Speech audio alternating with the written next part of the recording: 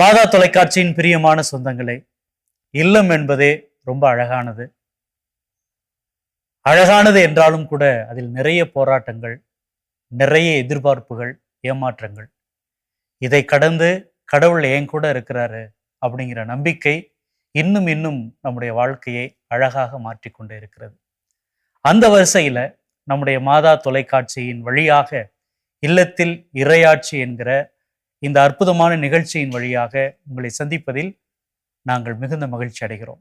இன்னைக்கு எந்த குடும்பத்தை சந்திக்க போகிறோம், அவர்களோடு எதை பற்றி உரையாடப் போகிறோம் என்பதை நீங்களே பார்க்கலாம். அண்ணா வணக்கம். வணக்கம். வணக்கம். வணக்கம்மா. எல்லாம் எப்படி இருக்கிறீங்க? Very good. ரொம்ப மகிழ்ச்சி உங்களை சந்திப்பதுல, மாதா குடும்பத்தின் வழியாக உங்களை சந்திப்பதுல எங்களுக்கு மிகுந்த மகிழ்ச்சி. சொல்லுங்கண்ணா, உங்க குடும்பத்தை பத்தி. என் பேர் ஆண்டனி பாஸ்கர் ஃபாதர். நான் கம்பெனி டைரக்டர் இருக்கேன்.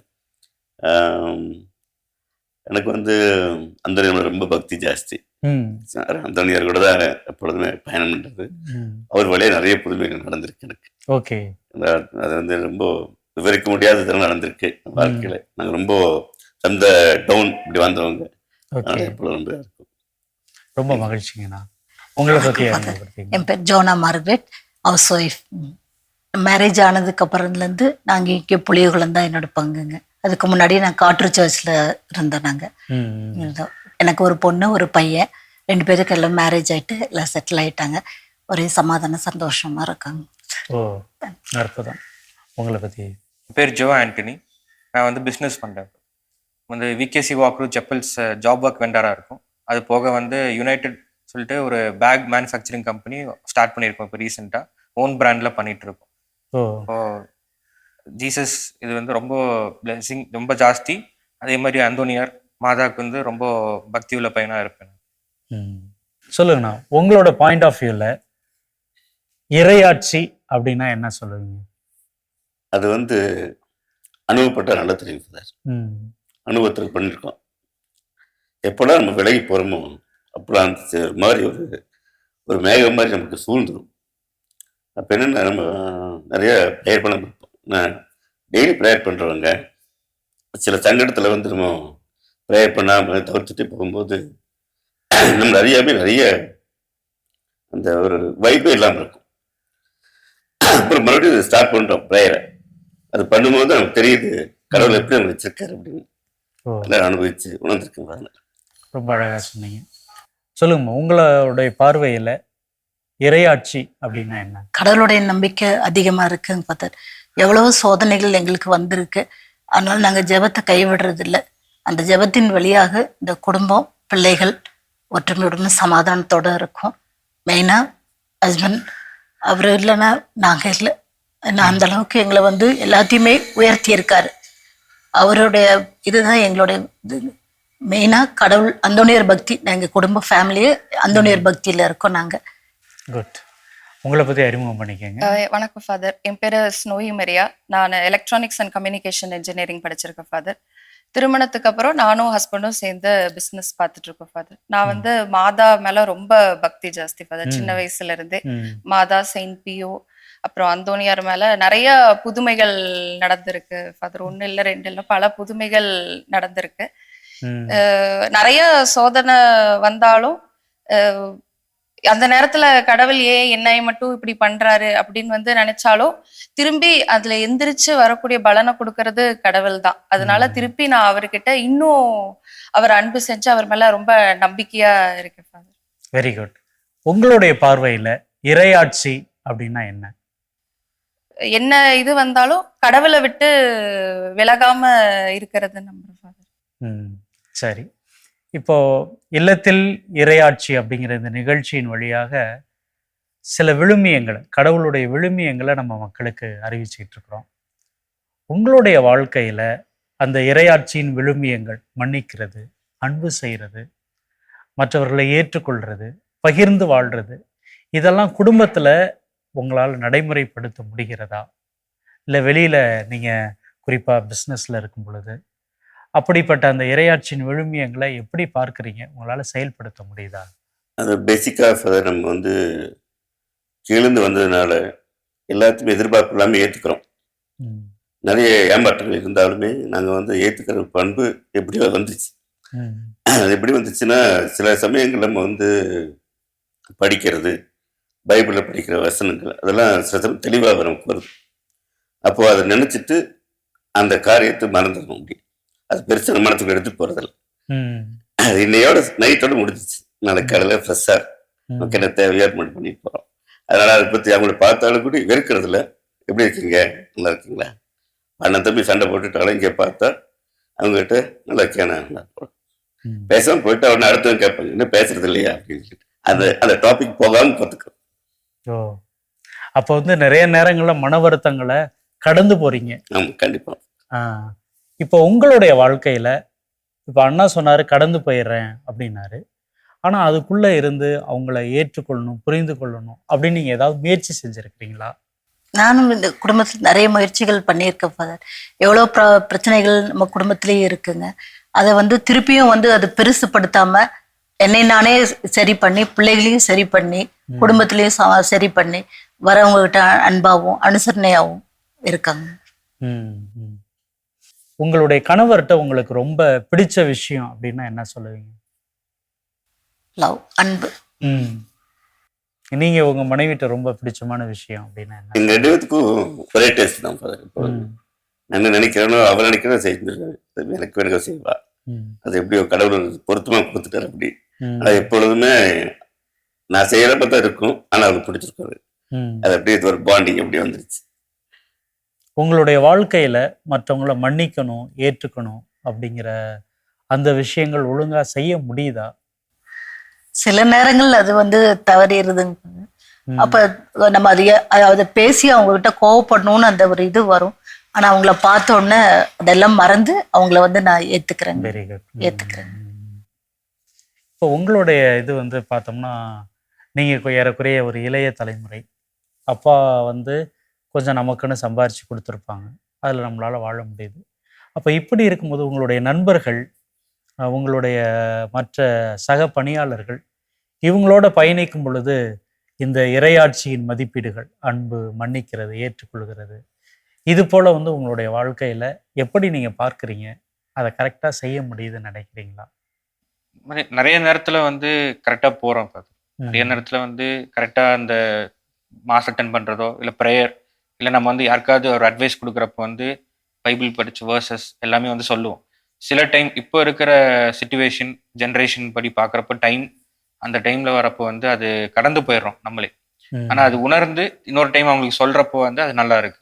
ஆனால் மன்னிப்புன்றது சில டைம் வந்து அது அக்செப்ட் பண்ணிக்க முடியறதில்ல. இப்போ ரீசெண்டாக நிறைய பேரை மீட் பண்றப்போ, ஆனால் திரும்பி அது வந்து நம்மளே யோசிச்சு ஒரு சாரி கேட்கறதோ இல்லை அவங்ககிட்ட வந்து நம்ம அதை எக்ஸ்பிளைன் பண்ணி அவங்களுக்கு வந்து அது சரி பண்ணி கொடுக்கறதுலையோ அது வந்து கரெக்டாக இருக்கு. இப்போ ப்ராப்ளம் இல்லை சார். உங்களுடைய மனைவிட்ட உங்களுக்கு ரொம்ப பிடிச்ச குணம் அப்படின்னா என்ன சொல்லுவீங்க? ரொம்ப கேரிங், விட்டு கொடுக்க மாட்டாங்க அவ்வளோ ஈஸியாக. அதே மாதிரி லவ்ன்றது ரொம்ப அன்எக்ஸ்பெக்டட். அது வந்து இமேஜினபிளாக இருக்கு அவங்க கிட்ட இருந்து. ரெண்டு பேரும் ஈக்குவலாக ஒரே பாண்ட். அதனால வந்து எதுவும் டிஃப்ரென்சஸ் இல்லை எங்களுக்குள்ள. ஏன்னா சின்ன சின்ன இது வரும், அது வந்து உடனே சால்வ் பண்ணி அப்பயே பேசி இல்லை ஓகே பண்ணிடுறது. அதனால வந்து 4.5 years ஆச்சு. இப்போ அந்த ஒரு பெரிய ஒரு மன கசப்போ இல்லை வந்து ஒரு இது வந்ததே இல்லை எங்களுக்குள்ளார. சின்ன சின்ன சண்டை வரும், அதை அப்பப்போ பேசி சால்வ் பண்ணிட்டு ஹாப்பி லைஃபாக லீட் பண்ணிட்டு போயிட்டு இருக்கோம். ரொம்ப அழகாக சொன்னீங்க. சண்டை வரல அப்படின்னு சொன்னால் ஒன்று பொய் சொல்லணும், இல்லைனா வந்து ரெண்டு பேரும் வேற வேற துருவத்தில் இருக்கும். ஒன்றா இருக்கும் பொழுது இதெல்லாம் ரொம்ப யதார்த்தமானது. அதை புரிந்து கொண்டு கடவுளுடைய பெயரால் நம்ம சமாதானத்தோட வாழ்றது தான் ஒரு அழகான குடும்பம். வாழ்த்துக்கள். தேங்க்யூ. ஏதாவது உங்களுடைய வாழ்க்கையில் மன்னிக்கிறது, அன்பு செய்கிறது, அதில் இருக்கிற கஷ்டம், நீங்கள் கடந்து வந்த பாதை, அப்படி ஏதாவது பகிர்ந்துக்க முடியுமா? எங்களுக்கு ஆக்சுவலாக நாங்கள் 2 பேரும் லவ் மேரேஜ் சார். அப்போ அவங்க வீட்டை ஒத்துக்கல. ரொம்ப நாளாக வந்து நாங்கள் எவ்வளோ ட்ரை பண்ணோம், அவளுக்கு நல்லா தெரியும். நாங்கள் 2 பேரும் ரொம்ப ட்ரை பண்ணோம். ஏன்னா அவங்களோட யூனியன் இருக்கணும், பார்க்கணும். ஏன்னா எங்கள் வீட்டில் எல்லாம் இருப்பாங்க, அவங்க வீட்டில் இருக்க மாட்டாங்க. அப்புறம் அவங்க வந்து ரொம்ப முரண்டு பிடிச்சே இருந்தாங்க. அப்புறம் பொண்ணு பிறந்தப்போ அப்புறம் அவங்களே வந்துட்டாங்க. அப்புறம் அப்படியே அக்செப்ட் பண்ணிட்டோம். ரொம்ப பெரிய நிகழ்வு தான். இப்போ ரொம்ப ஹாப்பியாக இருக்காங்க. இப்போ வருவாங்க, போவாங்க. அப்போ அந்த நேரத்தில் நீங்கள் எப்படிம்மா உணர்ந்தீங்க? அதாவது குடும்பத்தை விட்டுட்டு இங்கே வரீங்க, இவங்க இருக்காங்கன்னு ஒரு தைரியம், இவங்க குடும்பம் என்னை ஏத்துக்கிட்டாங்க முதல்ல. அதனால கடைசி வரைக்கும் இந்த குடும்பத்துக்காக நான் நல்ல பேர் வாங்கி கொடுப்பேன்னு எனக்கு நம்பிக்கையோட இருக்கேன். அது கடவுளுடைய கிருபை, பக்தியோட இருக்கேன். ஆனா நீங்க தொடக்கத்திலே சொன்னீங்க, நாங்க ஒரு சாதாரண குடும்பத்திலிருந்து இந்த அளவுக்கு வளர்ந்துருக்கிறோம் அப்படின்னு சொன்னீங்க. அந்த உங்களுடைய வளர்ச்சி பயணத்துல, வளர்ச்சி பாதையில கடவுளோட பிரசன்ஸ் எனக்கு இப்படிலாம் இருந்துச்சு அப்படின்னு உங்களால சொல்ல முடியுமா? எங்கேயா போய் மீட்டிங் போகும்போதோ பேசணும்னு நினைக்கும் போது சார், டெஃபரெக்டாக அவங்க வந்து நம்ம அதுக்கு முன்னாடியே தெரிஞ்சு வச்சுருப்போம். நம்ம போக முன்னாடியே ஜெபம் பண்ணிட்டு போகிறோம், பயிர் பண்ணுறோம், இந்த காரியத்துக்கு வேண்டுறோம். இப்போ அந்த சொல்லுவார் இல்லைங்களா, நீ பேச வேண்டாம் நான் பேசிக்கிறேன், நிறைய நடந்திருக்கு. எதிர்பார்க்கவே மாட்டோம். அவங்களே பார்த்துட்டு எங்கேயோ பார்த்த மாதிரி இருக்கு, அவங்களுக்கு தெரியுமா, நீங்கள் தானே, வாங்க வாங்க பரவாயில்ல பண்ணிக்கலாம். அந்த மாதிரி பிஸ்னஸில் ஃப்ரெண்ட்ஸ் தான். அந்த பழக்க வழக்கம் வந்து ரொம்ப மேலே கொண்டு போனாங்க. ரெண்டாவது வந்து கூட இருந்தவங்க ரொம்ப சப்போர்ட் பண்ணாங்க. பீயிங் கிறிஸ்டியன் அது ஒரு பெரிய அட்வான்டேஜாக இருந்துச்சு எனக்கு உண்மையுமே. ஏன்னா அது வந்து அவங்க நம்பிக்கையோட பார்த்தாங்க, அந்த நம்பிக்கை காப்பாற்ற மாதிரி நடந்துக்கிட்டு அவங்க கிட்ட. அப்போ பிஸ்னஸில் ரொம்ப நல்லா டாப்பாக வர வச்சு சான்ஸ் இருந்துச்சு. இப்போ உங்களுடைய கணவருடைய தொழிலில் உங்களுடைய உதவி அப்படிங்கிறது எப்படி இருக்கும்? குறிப்பாக வந்து அவர் தளர்ந்து போகிறப்ப, சோர்ந்து போகிறப்ப நீங்கள் அதை அவரை எப்படி பார்த்துக்கணும்னு நினைச்சிருக்கிறீங்க? நம்ம அதை அனுசரித்து நம்ம கேட்போங்க சார். கேட்குறப்ப ஒவ்வொரு நாளைக்கு சில விஷயங்களை சொல்லுவார். இல்லை கொஞ்சம் அவருக்கே கொஞ்சம் அவரோட இதை சால்வ் பண்ண அதுக்கப்புறம் வந்து என்ன பிரச்சனை இப்படி ஆச்சு அப்படின்னு சொல்லுவாங்க. சரி விடுங்க பார்த்துக்கலாம், அடுத்த தடவை பார்த்துக்கலாம் அப்படின்ற மாதிரி கொஞ்சம் அங்கே பேசுவோம். ரொம்ப அழகாக சொன்னீங்க. இப்போ நீங்கள் புதுசாக நிறைய தொழிலெலாம் முயற்சி செய்கிறீங்க. அதில் உங்களுக்கான சவால்களாக எப்படி பார்க்குறீங்க? ஏன்னா தொழில் அப்படிங்கிறதே வந்து நிறைய சம்பாதிக்கணும், மற்றவர்களோட வந்து நம்ம போட்டி போடணும். அப்போ இதுக்கு மத்தியில் இந்த அன்பு, நீதி, சமத்துவம் இதெல்லாம் எப்படி உங்களால் செயல்படுத்த முடியுது? இப்போ இந்த நியூ ஜென்ரேஷனால ஃபாதர் நிறைய பிஸ்னஸ் மைண்ட்ஸோட தான் எல்லாருமே இருக்கும். காம்படிஷன் ரொம்ப ஜாஸ்தி. ஏன்னா இப்போ ஒரு ப்ராடக்ட் எடுத்தா ஒரு இது செய்கிறோன்னா அதுக்கு 10 பேர் இருக்காங்க. கண்டிப்பாக அவங்க கூட போட்டி போகிறது ரொம்ப பெரிய சேலஞ்ச் தான். அந்த டைமில் வந்து பிஸ்னஸையும் பார்த்துட்டு பர்சனல் லைஃப் பார்க்கணும், ஃபேமிலி லைஃப் பார்க்கணும், எல்லாத்துக்கும் டைம் ஸ்பெண்ட் பண்ணணும் அப்படின்றது பெரிய டாஸ்க். அதை வந்து கரெக்டாக மேனேஜ் பண்ணி கொண்டு போகிறேன். ஏன்னா செட் ஆஃப் பீப்புள் எனக்குன்னு வச்சுருக்கேன் ஒர்க் பண்ணுறதுக்கு, அவங்க அதை பார்த்துப்பாங்க. ஓவர் ஹெட்டாக நான் பார்த்துக்கிறேன். அது போக பிஸ்னஸில் ஒய்ஃபும் சப்போர்ட் பண்ணுறனால அதுவும் மேட்ச் ஆகிக்குது. அதே போல் ஈவினிங் வந்து இப்போ ஃபேமிலி டைமுக்கு ஒரு டைம் வச்சுருக்கோம். ஸோ அந்த டைமில் ஸ்பெண்ட் பண்ணுற மாதிரி பிளான் பண்ணியிருக்கோம். அது போக நம்ம வந்து லீவ் கிடைக்கிறப்போ இல்லை கொஞ்சம் ஸ்பேஸ் கிடைக்கிறப்போ வந்து நம்ம ஃபேமிலி டைம் ஒரு ட்ராவல் பண்ணி போகிறது அந்த மாதிரிலாம் இருக்குது, நிறையா இருக்கனால ஈஸியாக இருக்குது.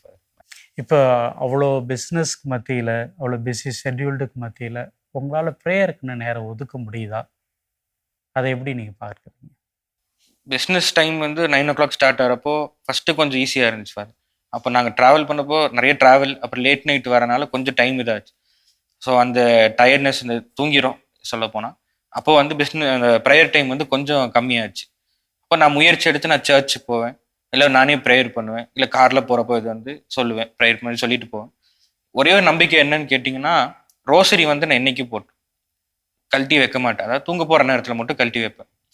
டே ஸ்டார்ட் ஆகிறப்போ ரோசரி எடுத்துட்டு முத்தம் கொடுத்துட்டு அந்த டே ஃபுல்லாக ட்ராவல் பண்ணிட்டு திருப்பி வந்து நான் கழட்டி வைக்கிறப்போ தேங்க்யூன்னு சொல்லி முத்தம் கொடுத்துட்டு தான் வைப்பேன். அது எனக்கு ரொம்ப ஒரு பெரிய பிளெஸிங்காக நினைப்பேன். ரொம்ப ஸ்ட்ரென்த், கரேஜ் கொடுக்கும்னு நினைப்பேன். நான் நிறைய ட்ராவல் பண்ணியிருக்கேன்.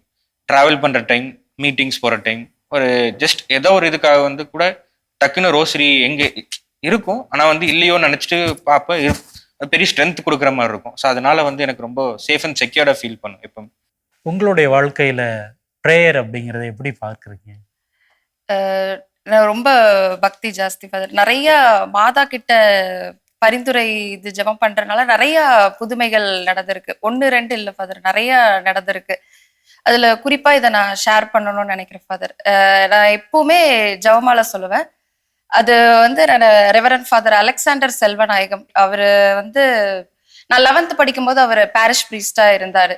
அப்போ அவர் சொல்லுவாரு, ஒரு இன்சிடென்ட் சொன்னாரு, லூயி பாஸ்டரோட லைஃப்ல நடந்த ஒரு இன்சிடென்ட் சொல்லி, ஜெபமாலை சொல்றவங்க என்னைக்குமே தோத்து போக மாட்டாங்க அப்படின்னு சொன்னாங்க. அந்த டீனேஜ் இயர்ஸ்ல எனக்கு அது ரொம்ப பதிஞ்சிருச்சு.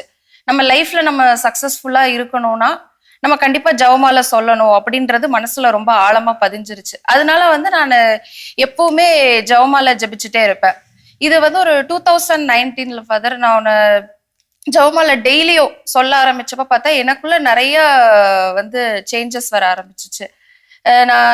ஒரு நாள் வந்து எங்க அப்பாவுக்கு வந்து அக்டோபர்ல ஹார்ட் அட்டாக் வந்துச்சு ஃபாதர். அந்த அக்டோபருக்கு கொஞ்சம் ஒரு 3-4 மாசத்துக்கு முன்னாடி இருந்தே ஜெபம் பண்ணிட்டு நைட்டு படுக்க போறதுக்கு முன்னாடி யாரோ ஒருத்தர் என்கிட்ட வந்து அவங்களுக்கு ஒண்ணும் ஆகாது, நீ ஜெபம் பண்ணு அப்படின்னு யாரோ ஒரு வாய்ஸ் கேட்கும். அந்த வாய்ஸ் எனக்கு அந்த வாய்ஸ் நல்ல கிளியரா கேட்கும் ஃபாதர். ஆனா அது எனக்கு தெரியல. சுத்தி பார்த்தா யாரும் இருக்க மாட்டாங்க. எனக்கு ரொம்ப பயமா இருக்கும். ஏன் இப்படி தொடர்ந்து கேட்டுக்கிட்டே இருக்கும். அப்போ ஒரு நாள் வந்து நான் ஜெபம் பண்ணிட்டு இருக்கும்போது எனக்கு ஒரு விஷன் மாதிரி வந்துச்சு ஃபாதர். இந்த மாதிரி யாரோ ஒருத்தரை ஃபோன் பண்ணி உங்க அப்பாவுக்கு இப்படி ஆயிடுச்சு அப்படின்னு என்கிட்ட ஃபோன்ல சொல்றாங்க. நான் வந்து என் ரூம்ல உட்காந்துருக்கேன். பக்கத்துல என் ரூம்ல எப்பவுமே மாதா படம் என்னோட சைட் டேபிள்ல இருக்கும் ஃபாதர். நான் வந்து அந்த போனை வச்சுட்டு நான் சைட்ல மாதா படத்தை திருப்பி பாக்குற மாதிரி இருந்துச்சு. அப்போ நான் அந்த படத்தை நான் பார்த்துட்டு போனை வைக்கிற மாதிரி இருந்துச்சு ஃபாதர். கரெக்டா எங்க அப்பாவுக்கு அக்டோபர் 30th ஹார்ட் அட்டாக் வந்துச்சு. எங்க அப்பாவே ஹாஸ்பிட்டல்ல போய் அட்மிட் ஆயிட்டாங்க. அட்மிட் ஆயிட்டு எனக்கு கால் பண்ணி சொன்னாங்க.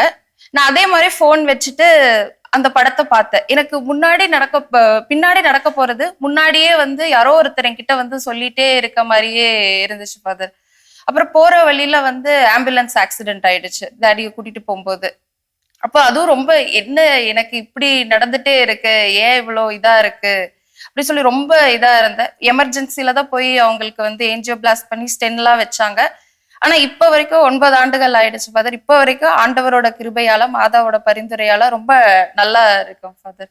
அந்த மாதிரி நிறைய இன்சிடென்ட்ஸ் இருக்கு ஃபாதர். யாரோ ஒருத்தர் வந்து கூட பேசிட்டே இருக்கிற மாதிரி ஏதோ சொல்லிட்டே இருக்க மாதிரி இருக்கும் ஃபாதர். அப்போ அத்தை கூட வந்து கொஞ்ச நாள் பேசாம இருந்தேன் நான். எங்க அப்பா கூட சண்டை போட்டுட்டாங்கன்னு சொல்லிட்டு எனக்கு எங்க அப்பாவை எப்படி அவங்க அப்படி பேசலாம் அப்படின்னு சொல்லிட்டு என்னால அவங்கள மன்னிக்கவே முடியல ஃபாதர். நான் வந்து அவங்க கூட பேசவே இல்லை. அப்போ ஒரு நாள் நான் ஜெபம் பண்ணிட்டு இருக்க அங்கிள் ஒரு மாதா படம் கொடுத்தாரு, சகாய் மாதா படம்.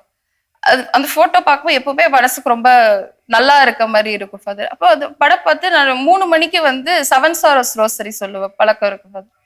அப்போ சொல்லிட்டு இருக்கும்போது திடீர்னு வந்து யாரோ ஒருத்தர் நீ உன் அத்தை கூட பேசுனியா அப்படின்னு கேட்ட மாதிரி இருந்துச்சு ஃபாதர். எனக்கு ரொம்ப நாளா மனசுல அது வந்து இதா இருந்துச்சு. நம்ம பேசாம இருக்கோம், நம்ம இது பண்ணிட்டு இருக்கோம், நம்ம தேவையில்லாம நம்ம இது பண்றோம் அப்படின்ட்டு. அப்போ அவங்க கிட்ட நான் அதுக்கப்புறம் அடுத்த நாள் நான் அவங்கள பார்க்கும்போது நான் பேசிட்டேன் ஃபாதர். அவங்க பேசினதுக்கு அப்புறம் இருந்தா என் மனசுல ஒரு பெரிய பாரத்தை இறக்கி வச்ச மாதிரி இருந்துச்சு. என்னால அவங்கள மன்னிக்க முடிஞ்சு. ஒரு பெரிய இது இல்லை, ஒரு சின்ன ஃபேமிலி இதுதான். பட் இருந்தாலும் எங்க அப்பாவை வந்து இவங்க இது பண்ணிட்டாங்க, ஹார்ட் பேஷண்ட் பார்க்காம இப்படி பேசுறாங்கன்னு சொல்லிட்டு ஒரு கோவத்துல இது பண்ணிட்டேன். ஆனா வந்து ரொம்ப வருத்தப்பட்டேன். நம்ம ஏன் வந்து இப்படி இருக்கணும், நம்ம மன்னிச்சு இதுதான் இருக்கணும் அப்படின்ட்டு. ரொம்ப அழகா சொன்னீங்க. யாரெல்லாம் இந்த உலகத்துல மற்றவர்களை அன்பு செய்கிறார்களோ அவங்க கூட கடவுள் எப்பவுமே இருக்கிறார். கடவுள் வெறுமனை கடந்து போகிறவர் மட்டுமல்ல, அவர் நாம் செய்கிற தவறையும் எனக்கு உணர்த்துகிற கடவுள். அதுதான் சகோதரி அவங்களுடைய வாழ்க்கையில ரொம்ப அழகா பகிர்ந்துக்கிட்டாங்க. யார்கிட்டயாவது நீங்க மன்னிப்பு கேட்கணும் அப்படின்னா யார்கிட்ட மன்னிப்பு கேட்கணும்னு நினைக்கிறீங்க? அங்கிள் ஆன்டிட்ட ஒரு சின்ன மிஸ் அண்டர்ஸ்டாண்டிங் ஆயிடுச்சு, நான் கொஞ்சம் கோவப்பட்டுட்டேன், அதனால அவங்க கிட்ட கேட்கணும்னு நினைக்கிறேன். Very good. யாருக்காவது நன்றி சொல்லணும்னா யாருக்கு நன்றி சொல்லணும்னு நினைக்கிறீங்க? நன்றி சொல்லணும்னா ஹஸ்பண்டுக்கு தான் ஃபாதர்.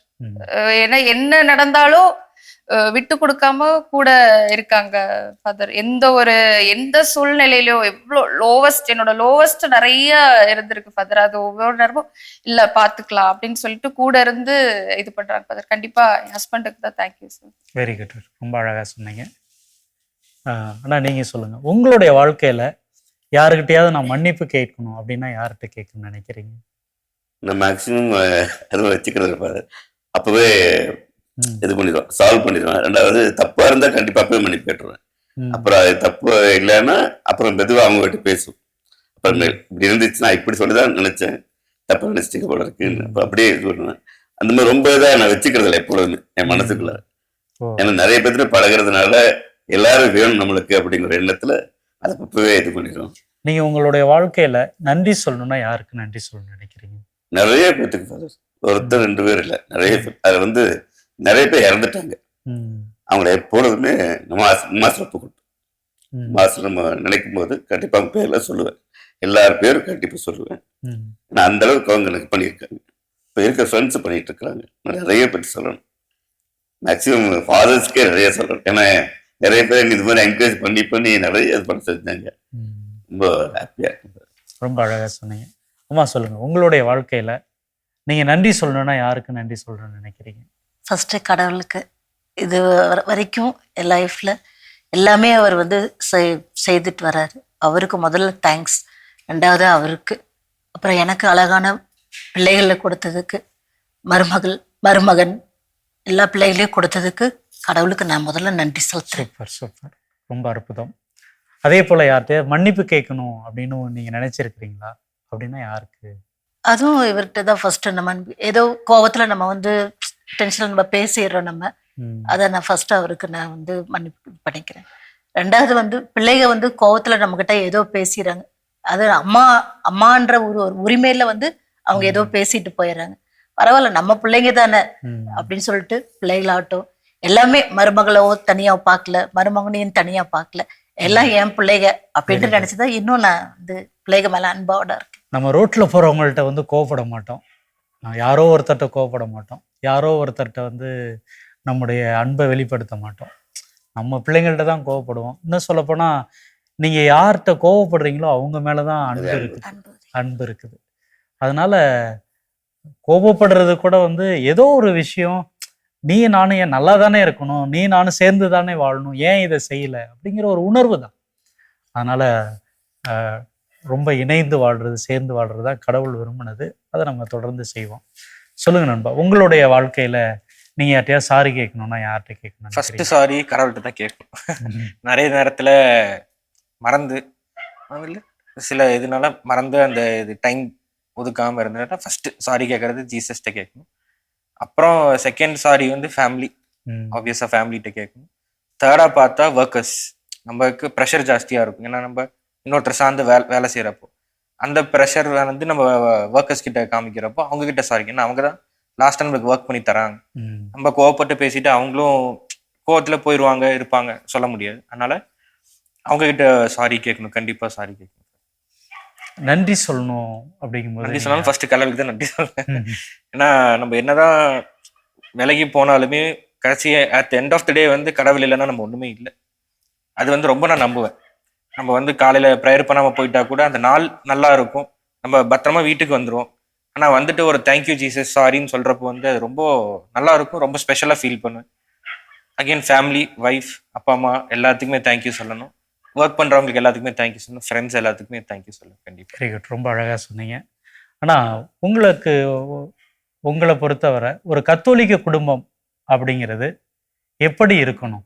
இப்படிலாம் இருந்தா நல்லா இருக்கும் ஒரு கத்தோலிக்க குடும்பம் அப்படின்னா என்னென்ன சொல்லுவீங்க? எதிர்பார்ப்புகள் இல்லாம மன்னிச்சு மறந்து ஒரு தாழ்ச்சியான உள்ளத்தோடு வாழணும் அப்படிங்கிறது எண்ணம். என்ன வந்தாலும் பார்த்துக்கலாம், கடவுள் இருக்காரு, நமக்கு இது நடந்துச்சுன்னா இதுக்கப்புறம் நல்லது நடக்கும் கண்டிப்பா. அந்த எண்ணம் எப்பொழுது இருக்கும். எனக்கு ஏன் நடந்துச்சுன்னு நினைக்கவே கூடாது. அடுத்து பெருசா கடவுள் கொடுக்க போறாரு, சின்ன சோதனை தான் இது அப்படின்னு சொல்லி அதை வந்து மீட் அவுட் பண்றதுக்கு நம்ம ரெடி ஆயிடணும்.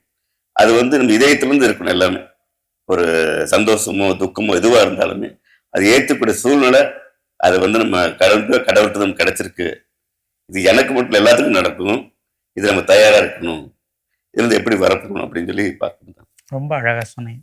சொல்லுங்க, உங்களுடைய பார்வையில ஒரு கத்தோலிக்க குடும்பம் எப்படி இருக்கணும் அப்படின்னு நினைக்கிறீங்க? சமாதானம், முதல்ல சமாதானம், அதுக்கப்புறம் அன்பு, இது இந்த ஃபேமிலி ப்ரேயர், இது கண்டிப்பா இருக்கும். இது இருந்தாவே நம்ம என்னைக்குமே சமாதானம் சந்தோஷமா இருப்பாங்க. சூப்பர். சொல்லுங்க, உங்களுடைய பார்வையில ஒரு கத்தோலிக்க குடும்பம் எப்படி இருந்தா நல்லா இருக்கும்? வர்ஷிப்ஃபுல்லா இருக்கணும் ஃபாதர். ஃபர்ஸ்ட் ஃபேமிலின்றது வந்து எத்தனை பேர் இருந்தாலுமே வந்து அது யுனைட்டடா இருக்கணும். ஃபர்ஸ்ட் கம்பல்சரி வர்ஷிப்ஃபுல்லா இருந்தா அதுவே பெரிய ஒரு கிஃப்டும் பிளெஸிங்கா இருக்கிறது, ஒரு கிறிஸ்டியானிட்டியா இருக்கிறது. ஆனா கிறிஸ்டியானிட்டியில வந்து நிறைய சர்வீஸ் பண்ணலாம், நம்ம ப்ரீச் பண்ணலாம், நிறைய பேருக்கு நல்லது சொல்லி தரலாம். அந்த மாதிரி இருக்கிறப்போ வந்து நம்ம ஒரு கிறிஸ்டியன் ஃபேமிலியா கிறிஸ்டியானிட்டியா இருக்கிறதுல நான் ரொம்ப ரொம்ப சந்தோஷப்படுவேன், ரொம்ப ஹாப்பியா ஃபீல் பண்ணுவேன். அதனால எனக்கு எப்பவுமே ரொம்ப சொல்லுங்க சகோதரி, உங்களுடைய பார்வையில ஒரு கத்தோலிக்க குடும்பம் எப்படி இருக்கணும் அப்படின்னு நீங்க நினைக்கிறீங்க? கூடி ஜெபிக்கும் குடும்பம் சீர்குலையாது. அதனால ஃபாதர் கண்டிப்பா குடும்ப ஜெபமால சொல்லி மனஸ்தாபம் இல்லாம விட்டு கொடுத்து போய் மன்னிச்சு இருக்கிறது ஒரு ரொம்ப நல்லா இருக்கும். பிரியமான மாதா தொலைக்காட்சி நேயர்களே, இன்னைக்கு நம்ம இல்லத்தில் இறையாட்சி என்கிற இந்த நிகழ்ச்சியின் வாயிலாக அண்ணனுடைய குடும்பத்தை சந்தித்தோம். அவர்கள் ஒருவருக்கொருவர் எவ்வளவு அழகா புரிந்திருக்கிறார்கள். எல்லாத்துக்கும் மத்தியில கடவுளை இறுக்கமா பிடிச்சுக்கிட்டு, கடவுள் தான் எங்களுடைய வாழ்க்கையின் மூலதனம் அப்படிங்கிற ஒரு பாதையில மிக மிக அழகாக பயணித்து கொண்டிருக்கிறார்கள். இந்த குடும்பத்தினருக்காக தொடர்ந்து ஜெபிப்போம். உங்களுடைய வாழ்க்கை ரொம்ப அழகா இருக்கணும், அற்புதமா இருக்கணும், உங்களை நம்பி இருக்கிறவர்கள் நிறைய ஆசீர்வாதத்தை அனுபவிக்கணும் அப்படின்னு நான் மட்டுமல்ல, நம்முடைய மாதா தொலைக்காட்சி குடும்பமே ஜெபிக்கிறது. தொடர்ந்து ஜெபிப்போம். பிரியமானவர்களே, இன்னைக்கு இந்த குடும்பத்தை சந்தித்து ஜெபித்தது அவர்களுக்கு மட்டுமல்ல, நமக்கு மகிழ்ச்சி. ஏன்னா அவர்கள் வழியாக அற்புதமான மதிப்பீடுகளை நாம் பெற்றிருக்கிறோம், பயனடைந்திருக்கிறோம். மீண்டும் இன்னொரு நிகழ்ச்சியில் வேறொரு குடும்பத்தினரோடு உங்களை சந்திப்போம். அதுவரை உங்களிடமிருந்து விடைபெறுகிறோம். இயேசுவுக்கே புகழ், இயேசுவே நன்றி, மரியே வாழ்க.